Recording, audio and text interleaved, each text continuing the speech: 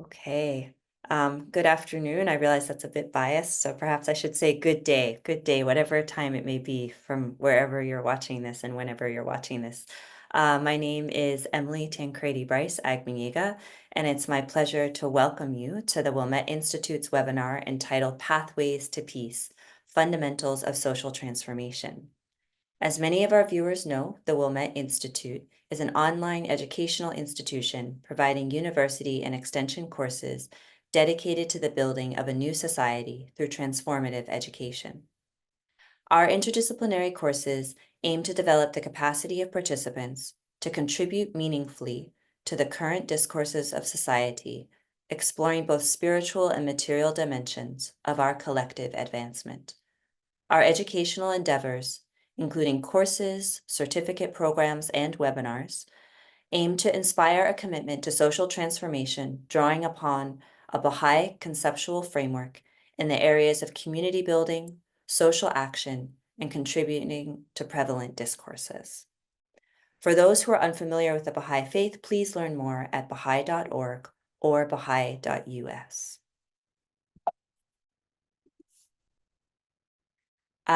Some important announcements. Applications are now open for Spring 2025 Social Transformation Certificate Program. This is a unique tuition-free program that combines theory and practice for participants to be accompanied on their path to contribute meaningfully to social change. The next two online courses starting in January 2025 are Redefining Race, Pathways to Collective Advancement, and Transforming Education, Knowing, Learning, and Being. The application deadline is December 16th.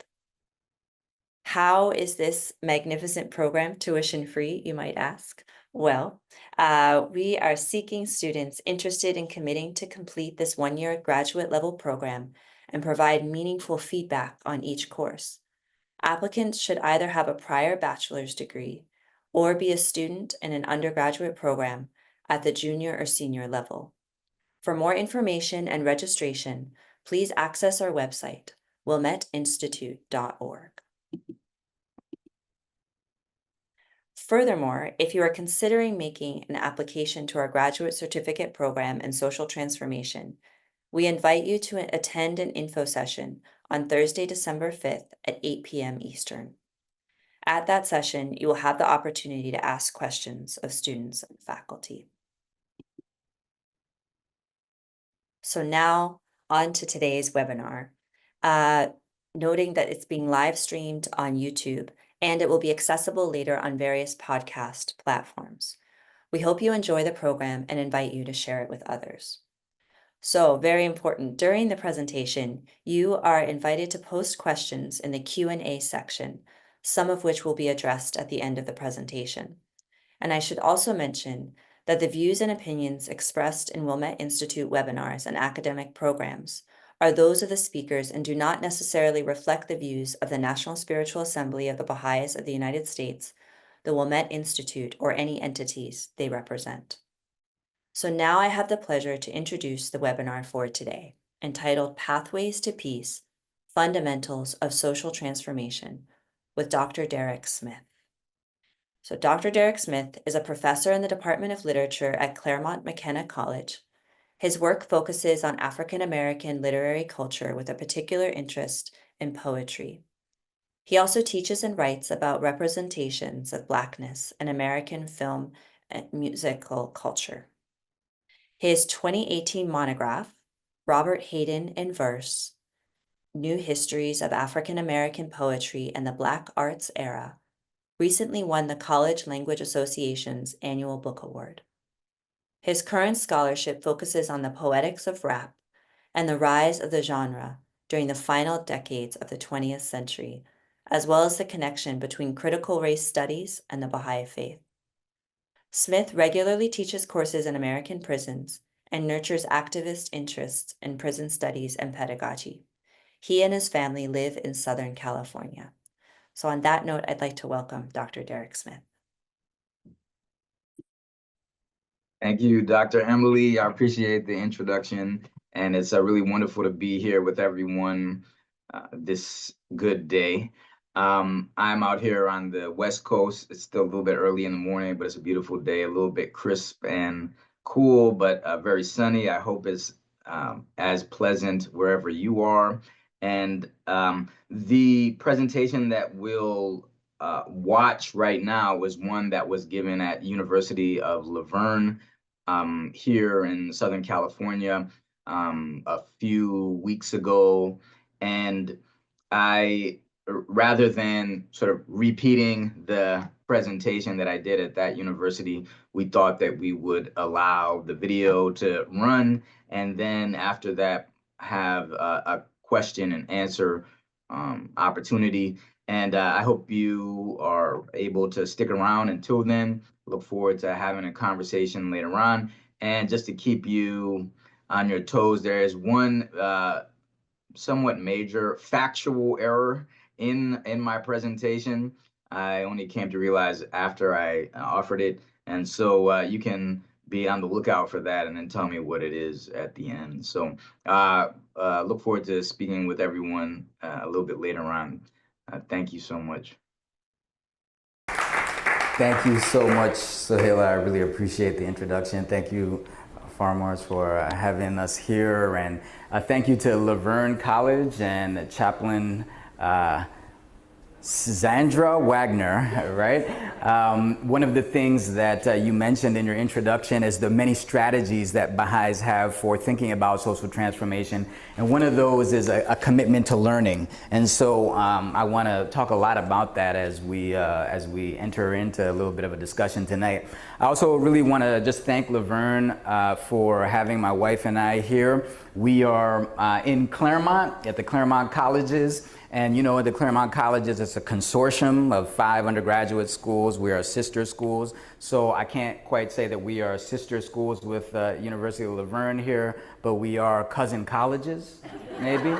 I came up with that one. I hope you enjoyed that. So we're cousin colleges here with Laverne. It's great to be here. Also with my collaborators from the Wilmette Institute.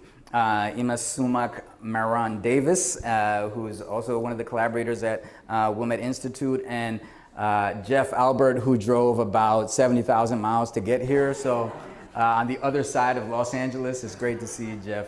And also just welcome to everyone in the Baha'i communities and our friends who are here tonight. It's really wonderful to be with you. So I think what I wanted to do today is really kind of think about these remarks in relationship to the Wilmette Institute, right? I am a collaborator there at the Wilmette Institute, and one of the things that we're really learning how to do is to introduce discourse about social transformation in the higher education space. And what we want to do is bring insights from a Baha'i approach to social transformation into collaboration with higher education institutions. And what I want to do today is hopefully sort of offer a compelling vision of how we think about social transformation at Wilmette Institute and in the worldwide Baha'i community and among the friends of that community. And so I'll be talking about those concepts that were mentioned by Sohaila before, this idea of history, how we think about history, how we think about power, and then how we think about human nature, and how looking at these concepts, which are key concepts of what we might think of as a Baha'i conceptual framework for understanding reality and also for changing the world to create social transformation, how when we do that, we can open up new territories of investigation and analysis. So I'll be getting to those three concepts in this conceptual framework of the Baha'i faith in a little while. But as I said, I think it's important just to remind everyone that the key pillar in that conceptual framework is the oneness of humanity, that we are part of one diverse, large, and single human family, and that human family is destined to recognize that oneness and all of its implications as history unfolds, and that will be a long and arduous path, but together we will inevitably get to that. That is a divine promise in the Baha'i teachings. So I think a good place to start is like, why transform, right? I mean, like, we might as well, one of the things that we try to do in the World Land Institute is get to underlying assumptions. So oftentimes we might have this idea of, well, we should transform. Let's transform the society, right? But there's good reasons for arguments to say, well, maybe we shouldn't think about social transformation so much. And so I'll try and offer up some of those reasons for you right now. Some of them are presented by someone you may have heard of, this professor at Harvard in the psychology department, Steven Pinker. About 10 years ago, he wrote a book called the better angels of our human nature, right? And he makes this argument that if we actually look at several hundred years of history, there is this incredible upward trajectory in indicators of the well-being of humanity in recent history, right? And so we can think about indicators such as life expectancy. How long are you gonna live, right? That might be a good indicator of how well humanity is doing. And in the past 200 years, we see this kind of staggering, more than doubling of life expectancy for the average human being who's living on this planet. It's beyond that, right? We can also think about the things that we are thinking about, the considerations, the concerns that most human beings have, right? And if we track that by looking at the rights of individuals, we can see that over just the past 50 years, there's been this probably, I don't know, threefold increase in consideration of things like civil rights, women's rights, children's rights, gay rights, even animal rights. Human beings are now expanding beyond our own species to be concerned with the well-being of planets, of our planet and all the species that inhabit it, right? So we might say that we are on this radically upward trajectory in terms of like the well-being of humanity. If we look at certain parts of the world, probably all parts of the world, but in particular certain segments of our human family, there has been this precipitous drop in violence over the past several hundred years, right? And so the likelihood of being the victim of a homicide now as a member of the human family is quite less than it was at any point in human history, right? So again, so why transform in the face of all of that? So in order to answer that question, I want to begin sort of with a very personal kind of approach to this desire for transformation and show you where I grew up in the Virgin Islands, right? So this is a tiny island in the Caribbean. And my parents here, my beautiful parents, Magda and Alan Smith, my mother is from Germany, my father is from Michigan, moved to this tiny island in 1976 in order to support the Baha'i community there. And so I was raised up in the Baha'i faith with these principles and this conceptual framework that I've already alluded to.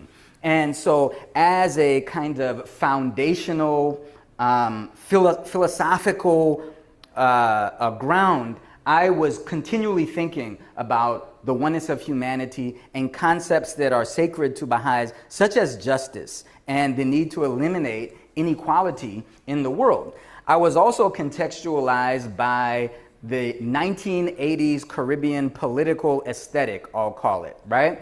That was a time not long after the massive kind of efflorescence, you could call it, of decolonization efforts in the Caribbean, where black people, descendants of formerly enslaved people, became autonomous political actors. And so there was a culture of independence and also a culture of attunement to injustice and inequality wherever it might have been presented. And so this was like a mural. This is called Black Utopia Lane in St. Thomas, a mural that I often passed when I was on my way to school. And it kind of had this Afrocentric and Pan-Africanist ideology that was kind of embedded in the art. And of course, I grew up in the music of that time period, reggae as a music that always called attention to injustices and inequity in the world and how we could address those.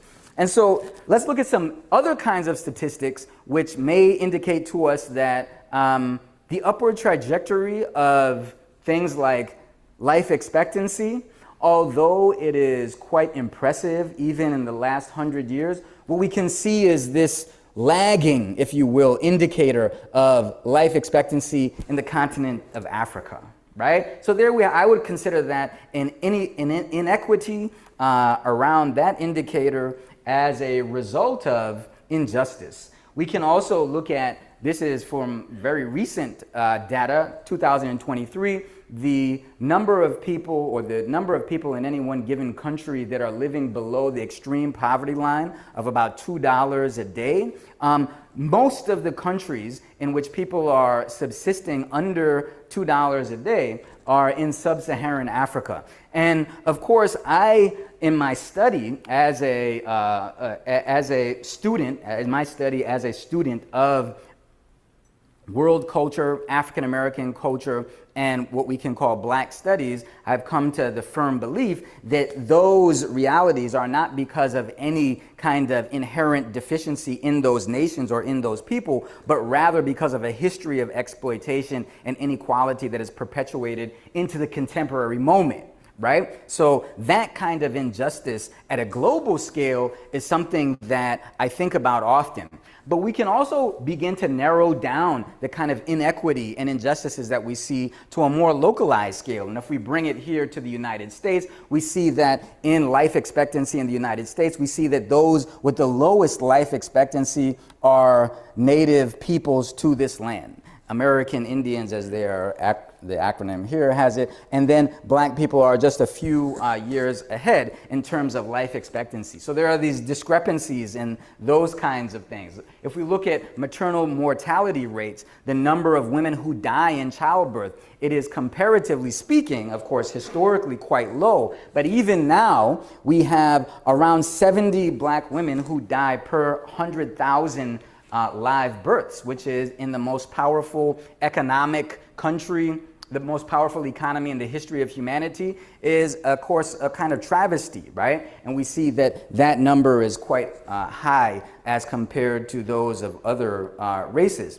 We can also begin to think about not just the kinds of indicators of well-being that are essentially material. We can begin to get into this emotional and psychological well-being of people who are living in the United States. And we know, maybe some of you are familiar with that book called The Age of Anxiety by Jonathan Haidt. It came out not too long ago. It really looks at the way in which the use of cell phones and social media has kind of brought on this epidemic of depression and anxiety in the younger generations, right? And so right now we've had this massive increase in the number of particularly girls experiencing depression these days. So as high as almost 30%. Imagine 1/3 of our young women are suffering from depression.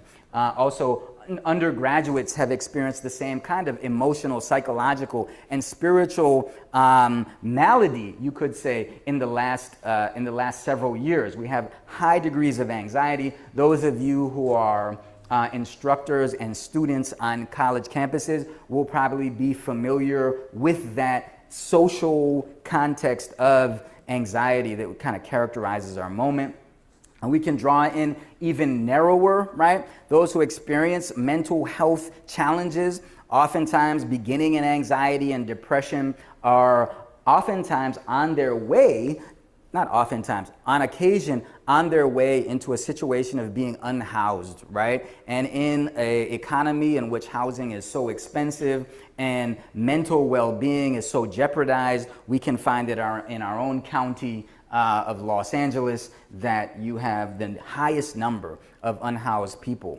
Now, on their way to being this small percentage of youth, but still considerable, on their way to a life that may lead them to living on the streets or to being incarcerated, a lot of students end up being redirected out of our public school systems into private schools, which are designed to try to remediate, right, some of the harms that these students are experiencing. And if you were to walk just down the street from where we are right now, you'll get to one of those schools, John Macy School. It's a beautiful school with a beautiful faculty that is attempting to help out kids who are suffering from all kinds of, you could say, maladies of society and are then acting out in ways that make it almost impossible for them to attend public schools. And a school like Joan Macy down the street here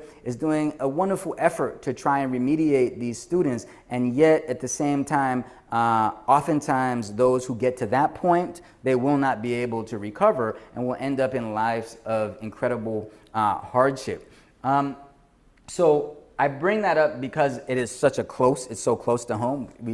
It's a stone's throw away from here, literally, right? And so I'll begin to think a little bit more about how do we begin to address these maladies that we have in society, and why not begin very close to home, right? So now I'll think about together with you how to transform. If we have a shared understanding of the fact that we need to have some social transformation going on, how do we do it, right? That is a real question. And in the Baha'i community and in the Wilmette Institute, one of the ideas that we're really trying to bring in to these spaces of the higher education space is that the changes that we want are meant to be meaningful and lasting, right? And in order to create meaningful and lasting change, right? Not simply do the whack-a-mole approach to change where the malady rises its head and then we hit that down, but then it appears somewhere else. We have to have a radical vision. And by radical vision, some may assume this idea of a kind of disorder or chaos, right? This is what we associate with radicalism. But if we actually get to the true meaning of the word radical, you look back to its Latin origin, the term radix, right? Meaning root in Latin. One of the things that we begin to understand is that a radical approach, a radical vision, is one that looks at the roots of things, right? And so in the Baha'i community and in the Wilmette Institute, one of the main approaches to social transformation is a vision that is trained on the radical elements of is a radical vision trained on the social maladies that we face, right? We're getting at the roots of issues. And so here's what I want to do with history, power, and human nature is to sort of get at these concepts and look at some of the underpinnings, some of the unspoken assumptions that we may have about these key concepts that are in a Baha'i conceptual framework and that are necessary to think about if we're going to create true, meaningful, lasting change in society. And these are the kinds of discussions that we try and foster with students in classrooms right now. And so I'll start with history. And what kind of vision do we have of history? This is a good question to ask. And in the Baha'i community, we have a very clear vision of history. And it tends to be one that differs from the vision of history that many people kind of reflexively hold to. And a vision of history that is not hopeful is held by many people, and we can see in this representation of data that those of the most recent generation, Generation Z, are in comparison to others more likely to have little hope for the world, or at least find it hard to have hope for the world. Some of them, a good percentage of them, wonder if there is even a purpose to life, right? So they're looking at history and they're saying, where are we going? And they have trouble even conceiving of a purpose to this pathway that humanity is on, and therefore having hope for the future. And this is for good reason, right? They look around and they see news cameras trained on horrible conditions in various parts of the world, right? They hear about climate disaster on the horizon, and they say to themselves, well, what hope is there, right? They're also filled by a cultural milieu, like a cultural ocean of visions of dystopia, right? If you look at the kinds of movies that we are constantly consuming, they offer us a vision of history that is not headed toward amelioration or to a kind of betterment of humanity, but in fact, quite the opposite. There is a descent that is imagined continually in these cultural texts that we are constantly consuming. So what is our vision of history? And what is the kind of vision of history that we try to cultivate in learners, in ourselves, and in our communities? And perhaps this is the kind of vision of history which is ultimately necessary for social transformation. And the way that we conceive of the vision is that it is hopeful. Hope, it is understood within the Baha'i community, is a depleted resource in humanity right now.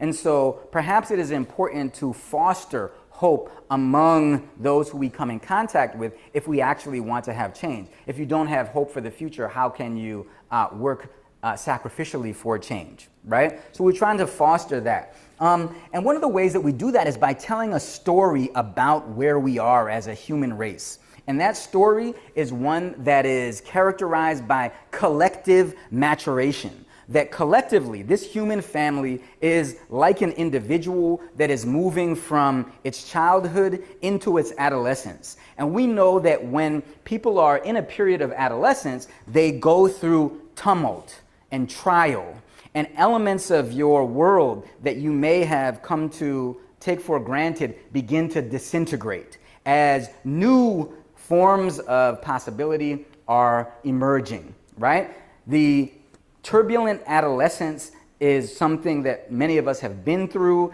that some of you are probably witnessing in your own families. I know it from firsthand experience with my 3 kids who are all in the midst of their, I still think they're in the midst of this turbulent adolescence right now. And we know how difficult that can be. We may think of it also as a period of transformation akin to the cocoon stage in the life of a caterpillar which is becoming a butterfly. If you were to dissect a cocoon and look inside of it, what will you see? You'll see the old body of the caterpillar disintegrating, right? It's not a pretty sight. But at the same time, as that caterpillar is disintegrating, the bone structure, the body of the butterfly is also integrating within that cocoon, right? This is the stage of maturation. This is the stage of sort of transformation that we are in as a collective humanity right now. And so as Baha'is, one of the things that we believe is that we need to channel the forces of integration.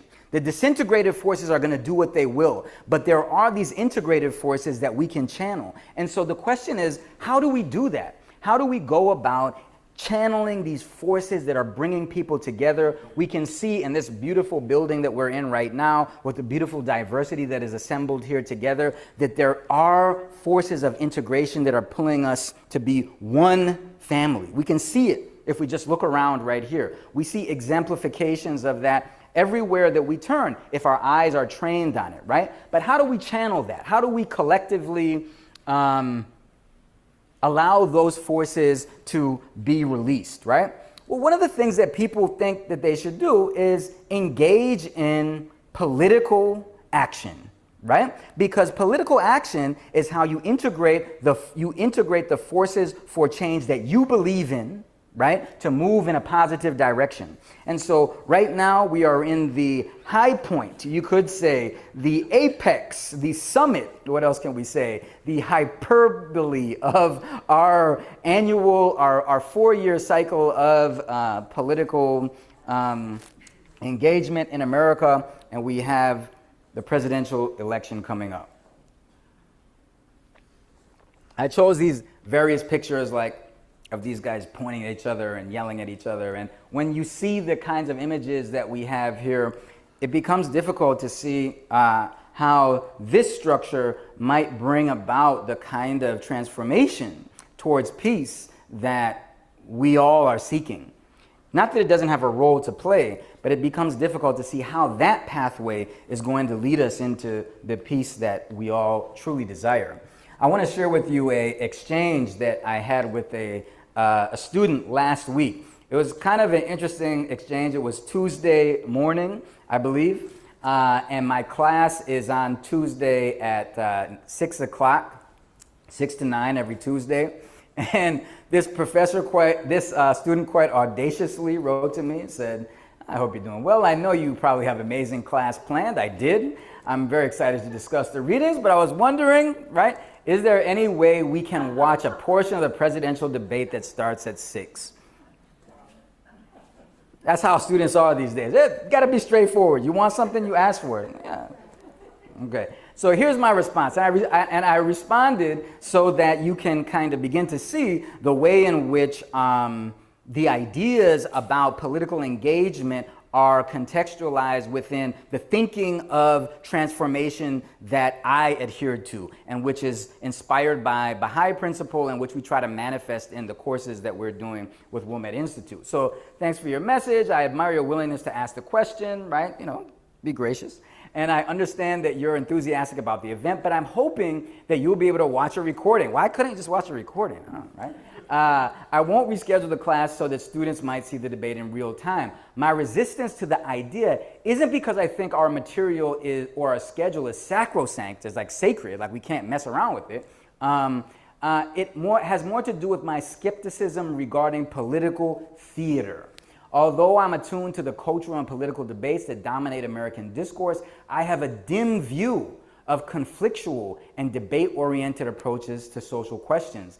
I believe much more in dialogue than in debate. I should have said consultation there, but I said dialogue. In consultation than debate, and cooperation more than conflict, and in construction more than competition. I believe that the existing systems do not work for most people, and that we can collectively build better systems. My approach to these kinds of things is radical, meaning it goes to the root of the matter. At its root, our political system is adversarial and competitive. It draws out the lower us versus them nature of human beings. I believe that in truth, there is only us. How can we build a world with that belief at its root? That's what I'm interested in learning about. And so there you see an encapsulation of the way that I think about our political context, right? And it's not that I don't believe in the necessity of some people working in the political sphere, and there are many people who are doing good in that realm, right? But I do think that we have an exaggerated sense of the way that social change will be created by political actors who are ostensibly working on our behalf, okay? Here's the interesting part of this whole exchange. Look at what she said. Thank you for getting back to me. Your opinion and views you shared were refreshing in this time when there is so much pressure and attention in that area. I will keep what you said in mind, right? So here's the thing that I think is missing in so much of our discourse. It's this sort of idea that there is a different way, there's a different approach, that when we begin to look at the underlying assumptions of our approaches to social change and offer up something alternative, that it is refreshing. That's the word that she used, refreshing. The Universal House of Justice, which is the governing body of the International Baha'i Community, said that what Baha'is should be doing alongside their friends and like-minded organizations is building communities that are havens of peace, places where a harried and conflict-scarred humanity may find shelter. That's what we actually want to do, I think, and that is what most people want. It's hard to see how many of the structures of social transformation, which we reflexively turn to today, like the political order that we are, constantly bombarded with, are going to create havens of peace, which is what people truly want, even if they don't articulate it all the time. At heart, you can see with this student, this is what she found refreshing, right? So how do we do that, right? How do we build communities that are havens for peace? And this is a really difficult question. Where do we start, okay? To keep it short, I'm not going to talk very deeply about this, but these are two political actors or social commentators on very different ends of the political spectrum. Mariam Kaba is a sort of an abolitionist, like one of those people who thinks that the police should be defunded. And Patrick Deneen is a political philosopher at Notre Dame, a Catholic thinker who thinks that the philosophy of liberalism, not the political stance of liberalism, but the philosophy of liberalism, which I'm not going to get into, is outworn, and it must be changed. He is what people consider on the very far right end of the spectrum. Mariam Kaba would be considered on the very far left end of the spectrum. Both of them argue that in order to create the change that they want to see, we need to begin at the grassroots. Right? I was just talking with Gus about that a moment ago, right? If we want to see change, we can go over to Ukraine and Russia, and we can sort of fight in that war if we desire, or we can fight in the war of the streets right here, not through means of adversarialism, but through means of love, using the weapons of love, right? And when we do that, we want to prefigure in the present the communities that we want to see in the future. That is called prefigurative politics, right? Where we imagine a community, and our means that we use to achieve and build that community are consistent with the ends that we desire. If we want peace, we can't use war to get there, right? And so we prefigure the communities that we want to see. Of course, in the American cultural history that we know, Martin Luther King Jr. was one of the primary exponents of this politics of prefiguration. He wanted the beloved community, and he, in his actions, attempted to live out and build that community in the present that he lived in at that time. But in order to do that, we have to think about things like power, because power is real, right? Power is exercised in ways that can be quite oppressive and harmful to many, right? And we often think about power in these terms as the capacity or the ability to direct and influence the behavior of others or course of events. And many people and groups are attempting to accrue power, seize power, gain power for themselves, right? This is the conception that we have of power as a finite resource, which we must fight with each other for, right? But there are different ways of thinking about power. In many religious traditions, there is a great deal of emphasis put on the power of love, the power of unity, the power of service, of humble deeds, right? The power that is created through those mechanisms is an infinite resource, not a finite resource. If we think about power in those terms, we begin to recognize that the fields of power which exist are quite different than how we often are asked to think. We're often asked to think in this realm of power, agonistic, unequal power relationships. That means competitive power relationships where one group exists or one person exists over another and expresses their power on that group that is being oppressed, right? Sometimes we think about the balance of power as in antagonistic nations which exercise balance of power against one another. However, we think much less about the power in this quadrant, unequal, but still mutualistic, right? This might be the power that exists between a parent and a child, right? It's unequal. The power of a parent is much greater than the power of the child, right? But it is mutualistic. In the family, hopefully, power is being exercised for mutually beneficial means. And then there is this other quadrant of mutual empowerment, right? And we could think about these as cooperative power relations, all right? Now, there are literally tens of thousands of articles and books that are written about this limited field of analysis, oppressive power relationships, right? Which is right. It is right that there is much analysis of this area of power relations.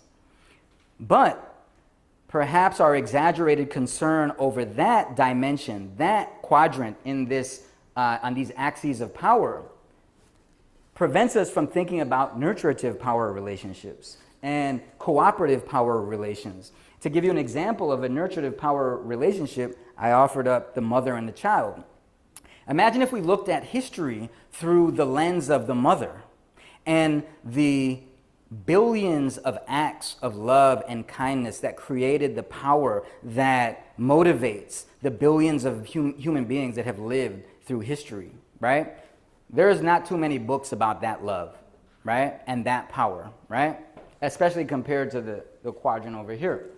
Imagine if we thought about the cooperative power relations that existed in oppressed communities in order to have constructive resilience in the face of oppressive force. So imagine if we thought about the mutual cooperative societies that Black people created in America to sustain themselves through the most torturous type of social realities, right? How much has been written about that power of resilience which was created between people loving one another, caring for one another, right? And we can go beyond that. We can think about cross-racial in America, right? Moments of cooperation and the power that was created when people from different backgrounds came together in unity to create positive change, right? It's important to think about all these quadrants, but perhaps we don't think enough about cooperative power relations.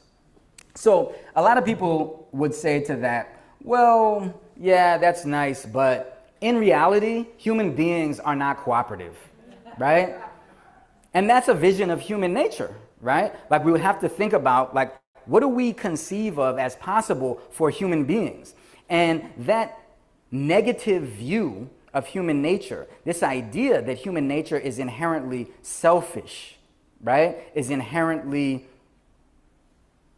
uncooperative and oppressive, that comes from someplace, right? It comes from looking at the world through a certain lens. One of the places it comes from is the philosophy of John Locke, 17th century, very important social philosopher, right? Helped to sort of create the underpinnings of what we call the social contract, right? In which a state protects a citizenry that gives up some form of power so that it can enjoy certain kinds of comforts and safeties within that state, right? He thought that without society, human beings lived lives that were solitary, poor, nasty, brutish, and short. That philosophical vision of human nature underlies much of the social order that we inhabit today. The systems of capitalism, the systems of political adversarialism, the systems of law that pit one group against another group, right?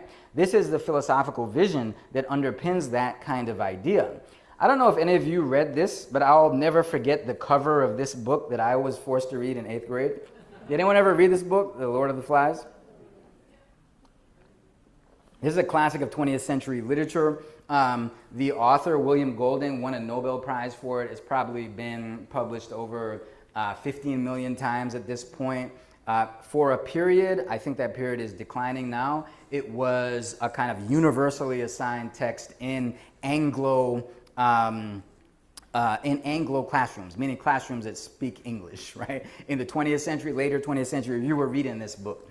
The story goes that there was a group of English schoolboys that were on an airplane. It crashes on an island in the South Pacific. Everybody dies except for a set of young boys who inhabit this island. At first, they start out with the idea that they were going to create a sort of a cooperative society, but quickly, without the supervision of authority, it descends into chaos, right? They begin to worship like the head of a pig. You could probably remember that classic image of the head of the pig on the spear if you read the novel.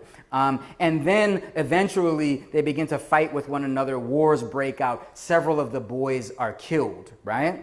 And then at the end, when finally order is restored, the adults return, a military man comes. He's talking to one of the young boys who was part of this chaos, Ralph. The classic line says, Ralph wept for the end of innocence, the darkness of man's heart. So this is what we taught many millions of 8th graders about what is at the heart of human beings, a darkness that when left uncontrolled, unstructured, will exercise tyranny, death, and destruction upon their brothers, right?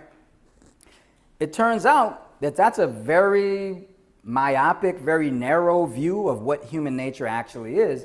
And there's not so much evidence that that is actually the case, this fictional story, when people end up in scenarios like the one that is fictionally described.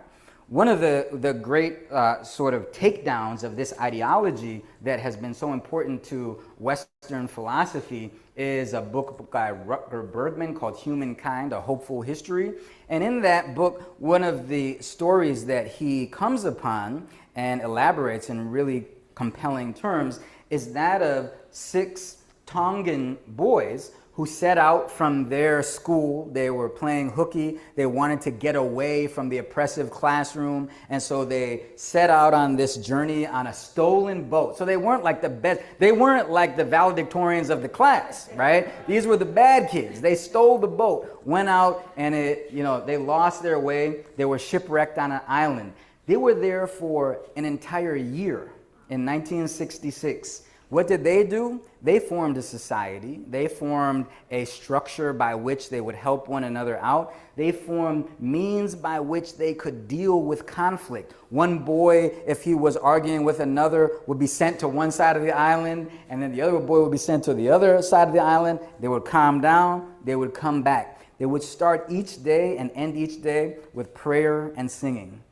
And they survived for a year until they were rescued by the gentleman in the middle of the picture here.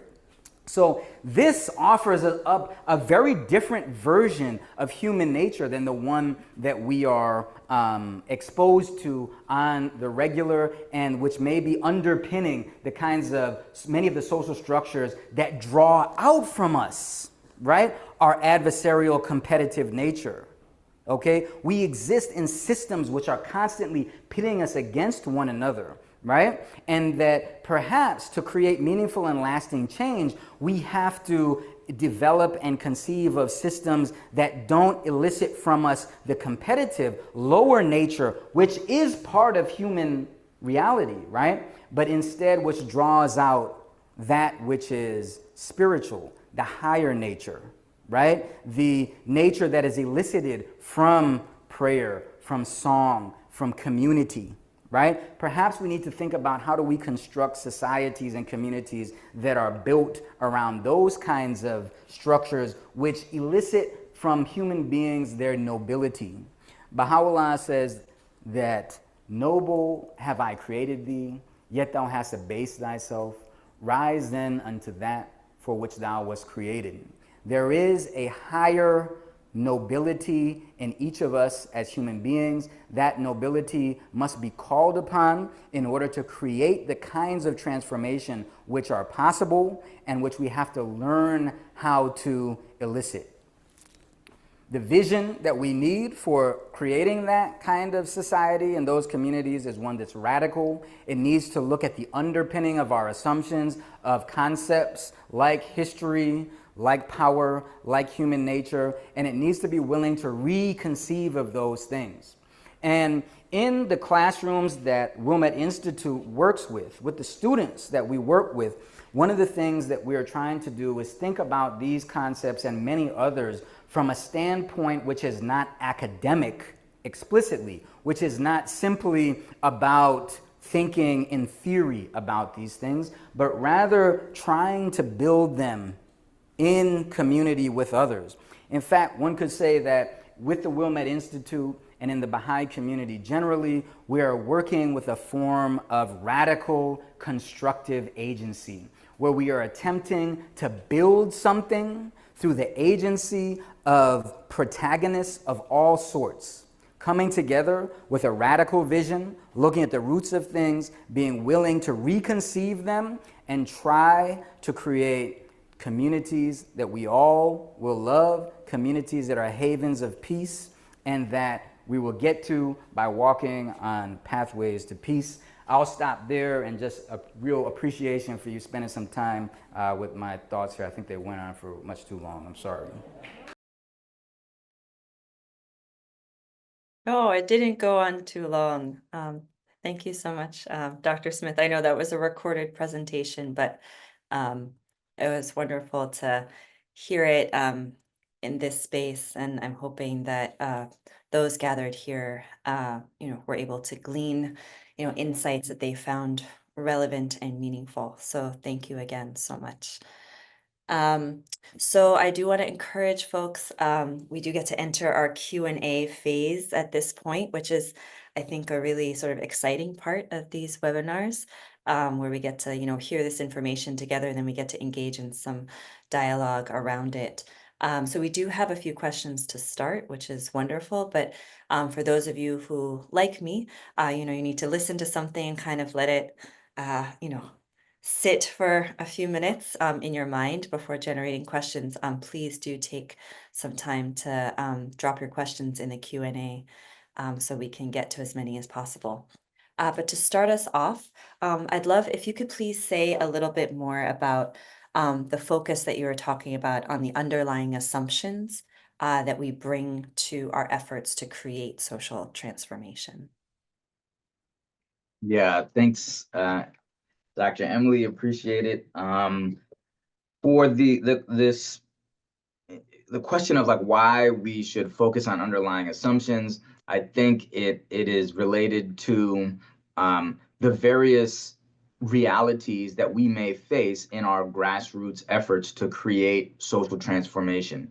Now, those realities are going to be very different depending on where we are and depending on the situations that we find ourselves in and the issues that we are trying to address. And in the Bahá'í sort of framework for action, a key element of our efforts to create changes involves reading reality, right? So not every reality is the same. Of course, there are differences that are based on geography, culture, and so forth, where we are trying to engage with society.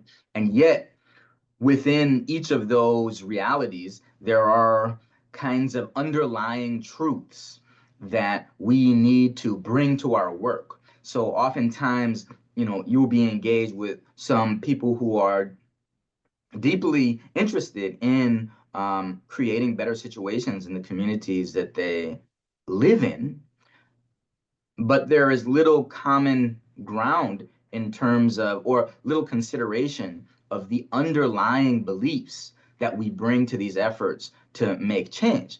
And so, in order to create meaningful and lasting change, we begin to understand the necessity of these underlying issues that we have to assimilate into our thinking at a broad scale, so that then we can begin to work on our local context with those kinds of ideas in the background. And I would say that for Baha'is, oftentimes the effective way of understanding these underlying assumptions is through close attention to the guidance of the Universal House of Justice.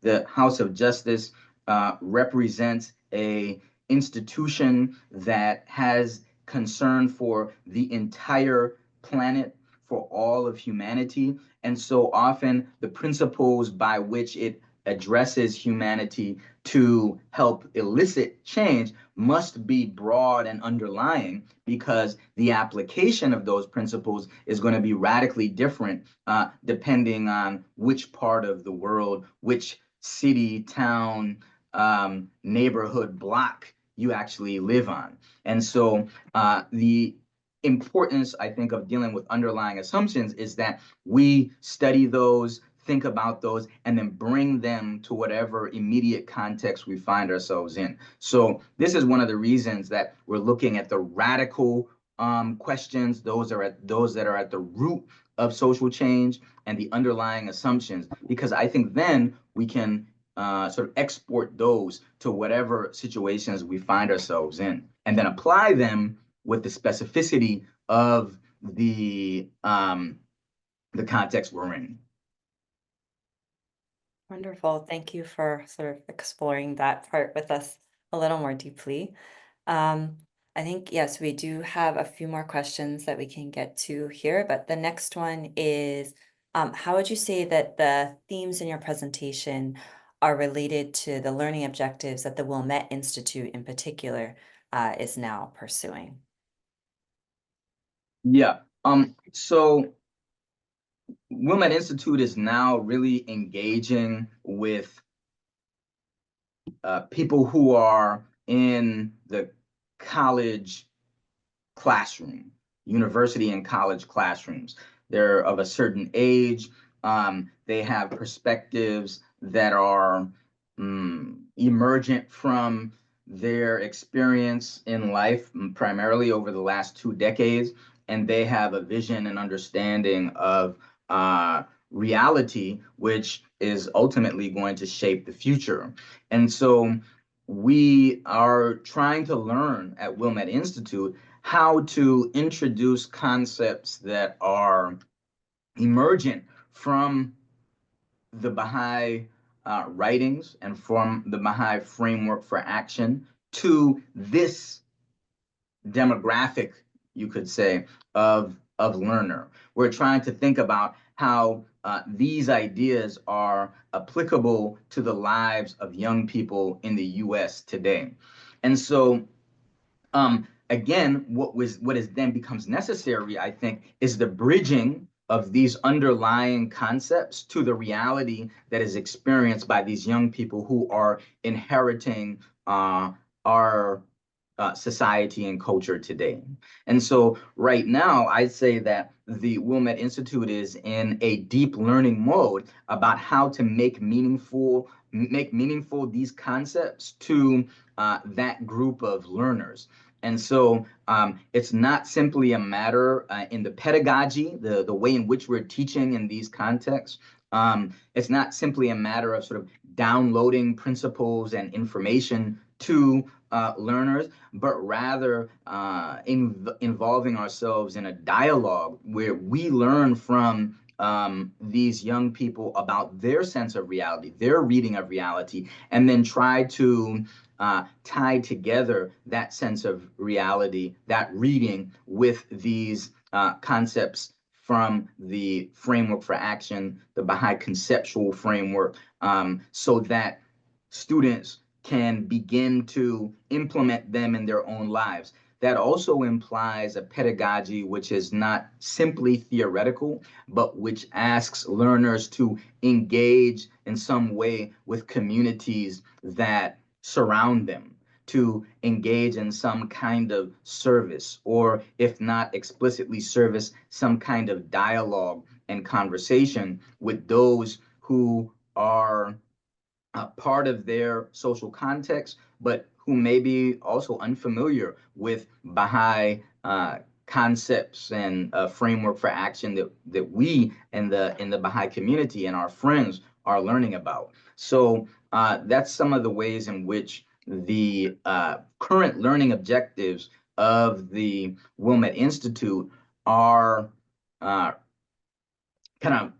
tried to explain a little bit the way in which those learning objectives can be sort of understood in relationship to the concepts that are presented in that talk that we just watched. Wonderful. Thank you for describing kind of the connection between sort of what between these principles and then what they look like in practice through Wilmette Institute's courses. So we have a question here that's I think asking for sort of a compare contrast exploration, if you will. So with this idea that if we have certain conceptions of history, power, and human nature that are sort of, I would say, positively rooted, and then how that might lead to certain kinds of outcomes compared to if we have sort of more negative views of human nature and power and even history, that would then lead to different outcomes. So if you could just explore that a little bit more, I guess, for us, with us, about the difference between the outcomes depending on whether you're starting with like a positive or negative view of human nature and power.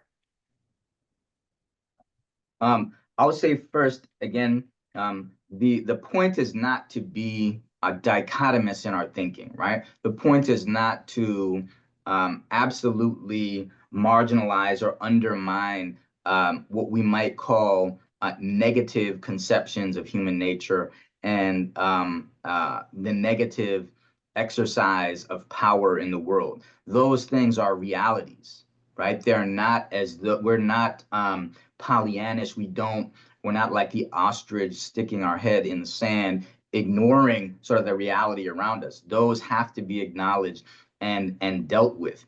I think what we are trying to learn about is what happens when we begin to foster a reorientation to things like human nature and the kinds of power that are constantly surrounding us, but yet don't attract much attention from the kinds of, let's say, sources of narrative that we are familiar with. So in the media, whether it's social media or media that is commercialized and so forth, oftentimes we are presented with a image of power and human nature that focuses on the the what we might call the darkest elements of it, right? I was at home last night looking for, as some of you may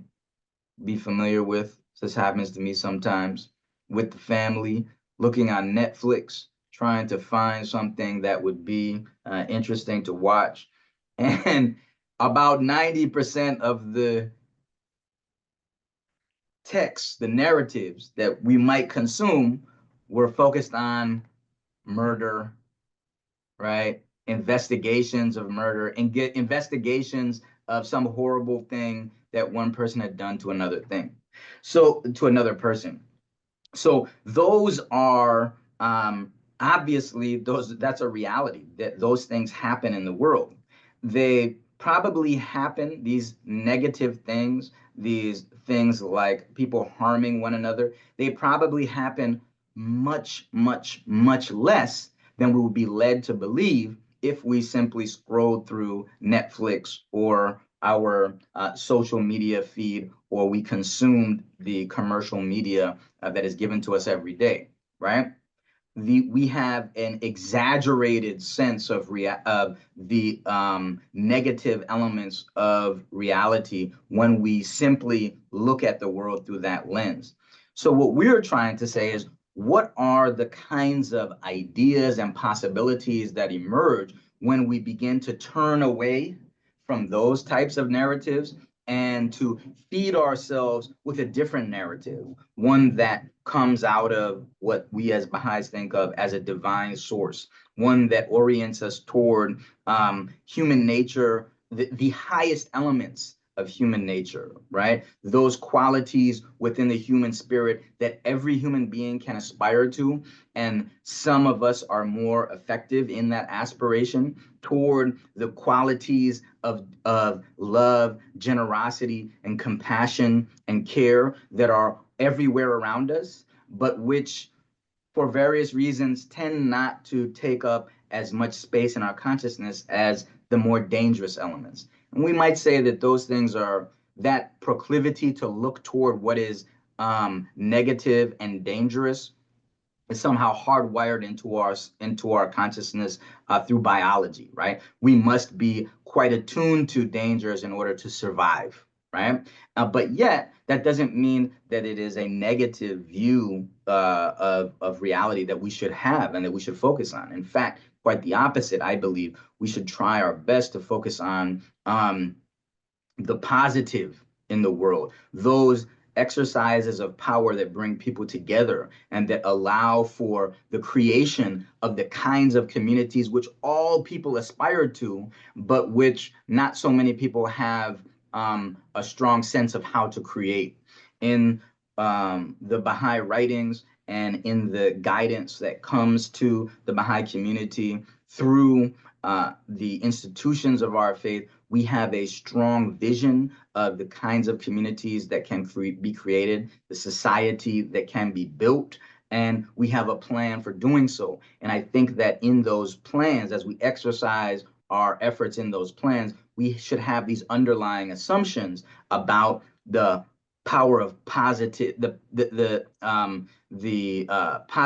positive conceptions of human nature and power that are all around us, that we can sort of begin to use as we build community and society in our grassroots context. that's kind of long-winded. Sorry to go all over the place there. But that's that's how I sort of view that contrast of underlying assumptions about human nature and power and history that was brought up in the question.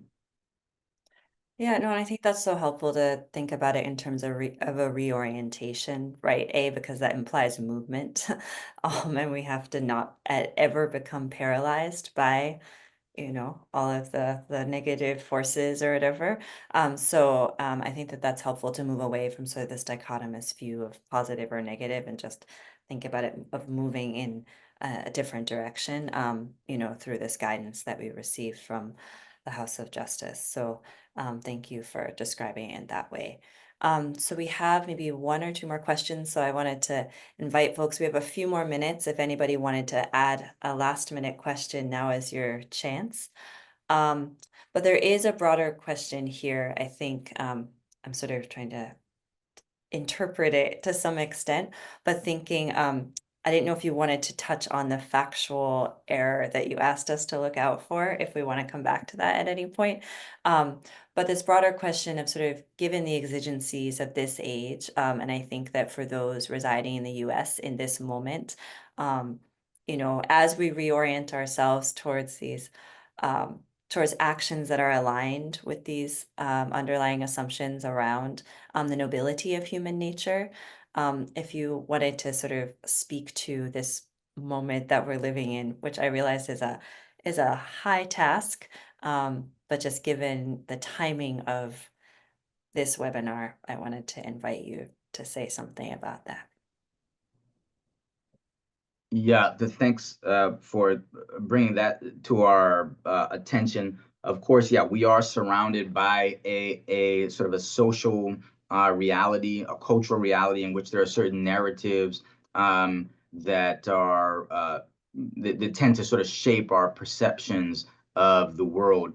And I think that my view of these things, again, is simply my own view. I think that although, let's say, the division and the starkly different views of um, social order that are evident in the political sphere and in the media sphere that we often consume, although that is a reality, that division and the kind of real discrepancy in the way that some people think the world should be and others think the world should be, like, we cannot ignore that. And yet at the same time, again, it seems to me a matter of like the diet of information that we consume. If we are constantly consuming a diet of information which is about division and difference and injustice that is going to be addressed in certain ways that we are not at ease with, we're going to get a spiritual stomach ache, of course, right? And so if we begin to feed ourselves a diet, which is, I think, particularly grassroots, right? It is natural, that comes from the very context that we find ourselves in every day.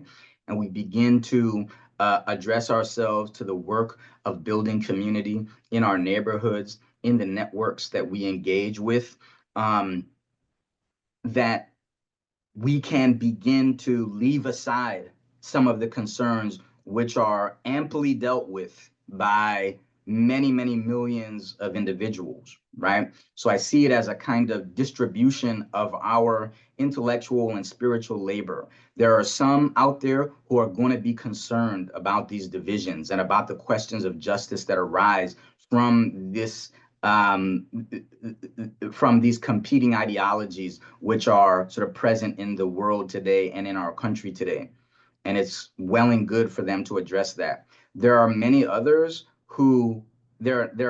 but far fewer, right, who are interested in sort of thinking about alternative ways of coming together, of creating havens of peace, where people at first begin to come together to find shelter, but then recognize once they're in those havens that they are working together to build the world anew. This is what the Universal House of Justice has told us. And that what we can begin to do is to deem it our work to create these new kinds of communities, these new realities, to create havens in which young people particularly can come together and begin to think about their future in terms that are not defined by the divisiveness which is fed to us time and time and time again through media sources which do not have our best interests in mind, I think. And so to address this issue of what do we do in the social context that we find ourselves in today, of course, we acknowledge it. We allow time to for ourselves to grieve if that's what our impulse is, or to celebrate if that is our impulse. You know, some people might out there be feeling that way, but immediately as soon as we can, we leave those sort of emotions behind to begin the hard work of building community at the grassroots that allow havens to develop, particularly for young people who will be the builders of the world that we inherit in generations to come. That's how I sort of think about our current kind of condition, if you will, in terms of the political sphere and how we perceive it right now. Wonderful. Thank you so much for speaking to that in direct connection with the talk that we listened to. I think that this notion of building these havens together, especially with young people at the forefront, is a really critical sort of action item, if you will, to dwell on. So on that note, I think that we have gone through the questions that folks were able to share. Are there any final thoughts that you wanted to share, including the factual error that you told us to look out for? Yeah, it's not really that important, but you know, for those who are interested in the history of Western philosophy, I said that it was um, John Locke who said that life is solitary, poor, nasty, brutish, and short, but it's actually Thomas Hobbes. And there were some philosophers or people who are interested in the history of intellectual um, uh, sort of social constructions, and they pointed that out to me, and I don't know how I made that error, but so that was just I was embarrassed by that, so I thought I would point that out at the beginning. Awesome. But Locke and Hobbes. We have to learn Locke, about yeah, yeah, so Locke, Hobbes, you know. But anyhow, I just again very excited to spend time thinking through these concepts. And of course, I would underscore the fact that there is a variety of kind of work that we need to do. Some of the work comes in the world of ideas, in our contributions to discourse.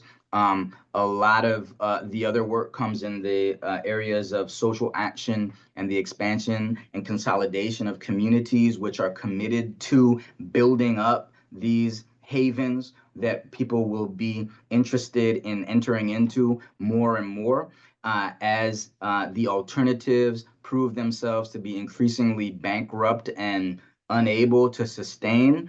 We have those of us who are about the business of community and society building will have plenty to do. And so I think that we take this conceptual framework and this framework for action that's been given to us by the House of Justice, and we begin to build community where we can, involving relationships that are intimate, that are characterized by love and of justice between people. And you know, we do the work that we know only a few of us are committed to. So I hope to see everyone in the field soon.